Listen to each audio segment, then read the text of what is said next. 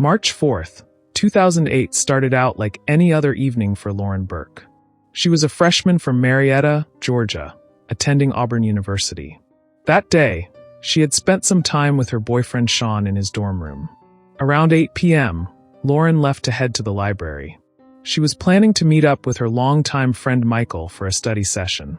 About 30 minutes later, Michael was waiting for Lauren at the library and decided to call. Around 8:30 p.m., Lauren answered. She told him she'd actually forgotten about their plans, and then she hung up pretty abruptly. Around 9 p.m., people on Highway 147 reported hearing. They saw a young woman jump out of a moving vehicle. She was wearing nothing but socks. She was crying, gasping for air, and desperately waving for someone to help her. Someone called 911 right away. That young woman was Lauren Burk. First responders got there quickly and rushed Lauren to East Alabama Medical Center. She arrived at the hospital around 9:35 p.m. But despite all the efforts of the medical staff, Lauren didn't make it. Just a few minutes after Lauren was found on the highway, campus security discovered her car burning on the university campus. They reported it to the police immediately. But at that point, nobody knew that the woman found on the highway was Lauren. What happened to Lauren from the time she left her boyfriend's dorm till she was found on the highway is yet to be revealed by investigation.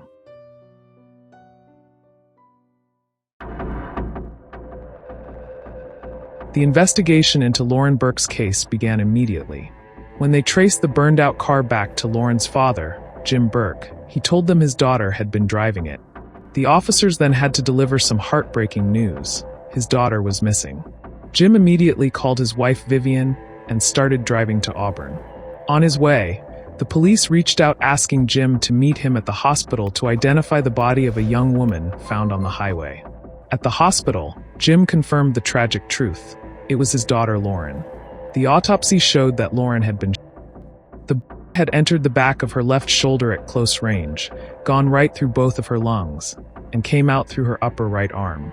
The medical examiner also pointed out that, even though she was found wearing nothing but socks, she was not taken physical advantage of. Detectives talked to her boyfriend Sean. He said he had no clue what happened after Lauren left his dorm. They also interviewed her friend Michael, who told them about that strange phone call with Lauren. He said it sounded like she was inside a car. 2 days after the incident, on March 6th, Auburn University issued a statement reassuring about the campus safety. But students remained understandably nervous about the unsolved case. The breakthrough came on March 7, 2008, when the police conducted what appeared to be a routine traffic stop. The officer pulled over a vehicle that matched the description of a car involved in a string of recent robberies. The driver was 23-year-old Courtney Lockhart of Alabama. When the officer walked up to the car, Lockhart suddenly took off. He started a high-speed chase. During the pursuit, he opened his car door, and it hit the officer's motorcycle, causing an accident. Eventually, Lockhart's car broke down, and he ran into the woods on foot. But officers tracked him down through the woods and caught him. During the arrest, officers made crucial discoveries. They found an iPod on him and a gun that contained 2 spent rounds. After he was arrested, Lockhart said something odd. He told officers, "I'm sorry, but no one would help me when I got back from Iraq." At first, he was being held on robbery charges, but investigators noticed something really important about that iPod. They realized it belonged to Lauren Burk. This connected him directly to the Lauren Burk case that had occurred just 3 days earlier. The investigators questioned him about Lauren.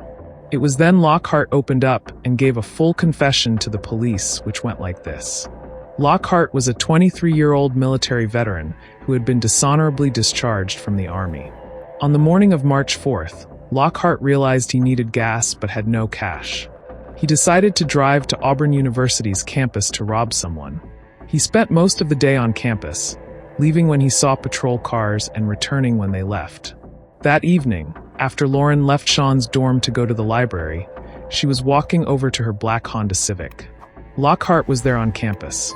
When Lauren got close to her car, Lockhart approached her.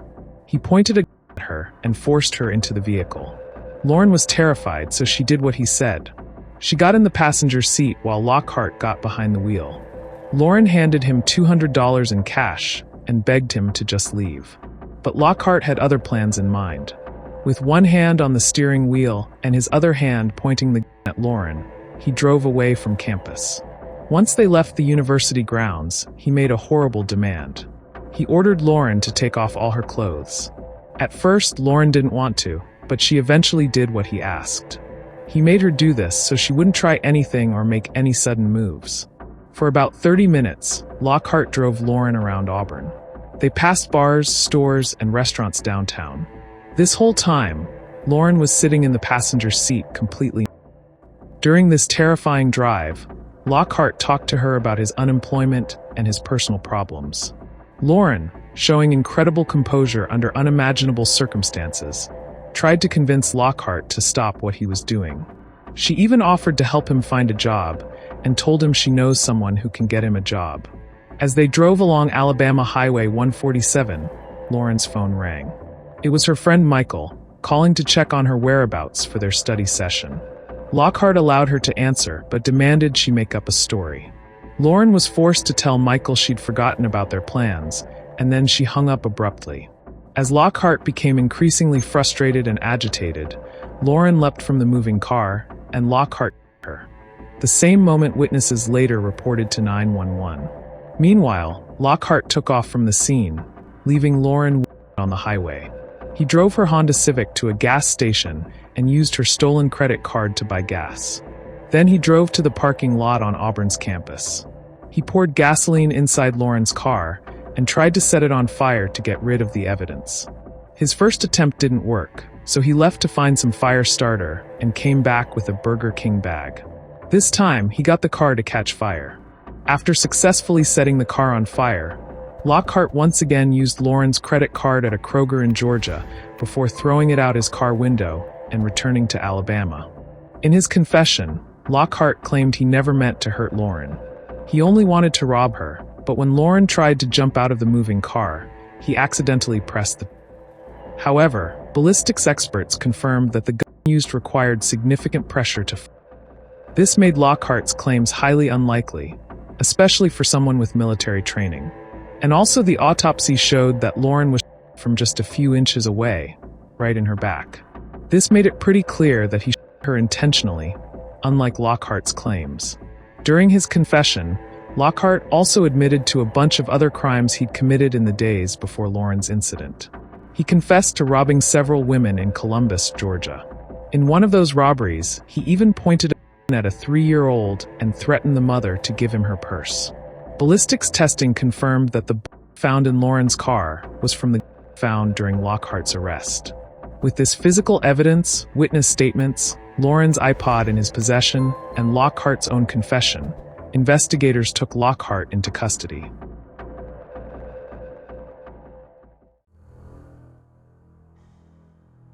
Lauren Burk's incident shocked Auburn University and her hometown of Marietta, Georgia. The university held a memorial service for the beloved freshman. Auburn University set up a scholarship fund in Lauren's memory. The tragedy also sparked important conversations about campus safety across the country. Courtney Lockhart went to trial in November 2010, pleading not guilty and not guilty by reason of mental defect, with his defense team arguing he suffered from untreated PTSD from his Iraq service. Despite prosecutors seeking the penalty, the jury unanimously recommended life in prison without parole. However, in a controversial decision that drew national attention, the judge overrode the jury's unanimous recommendation and sentenced Lockhart to death. Alabama was one of only 3 states in the U.S. allowing judicial override of jury sentencing decisions. And in this case, the judge based his judgment on Lockhart's crime spree before Lauren's incident. The crime spree details were kept away from the jury during the trial. Lockhart remains on death row at Holman Correctional Facility, continuing to appeal his sentence. Lauren's parents filed a lawsuit against Auburn University, claiming the 2004 merger of campus police with city police led to inadequate security, but Alabama's Board of Adjustment denied their claim in 2014.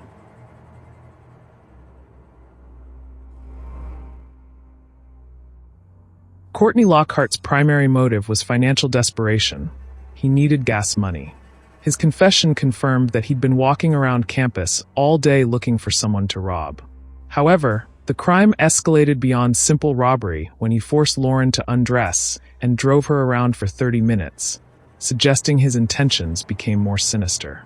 The random nature of the crime confirms that Lauren was simply an unfortunate victim of opportunity rather than a targeted individual. His statement to officers that no one would help me when I got back from Iraq reveals his frustration with lack of veteran support. But that doesn't excuse the terrible choices he made.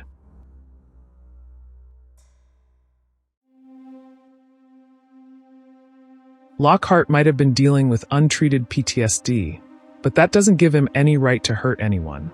What he did was something easily preventable, yet we are exploring this case today. What happened to Lauren Burk is the kind of tragedy that makes you question how safety can vanish in a blink. This case reminds us to always stay alert, even in familiar places. Lauren's kindness in trying to calm Lockhart, even offering to get him a job, tells us so much about the kind of person she was. She showed real compassion and real bravery, even in her final moments.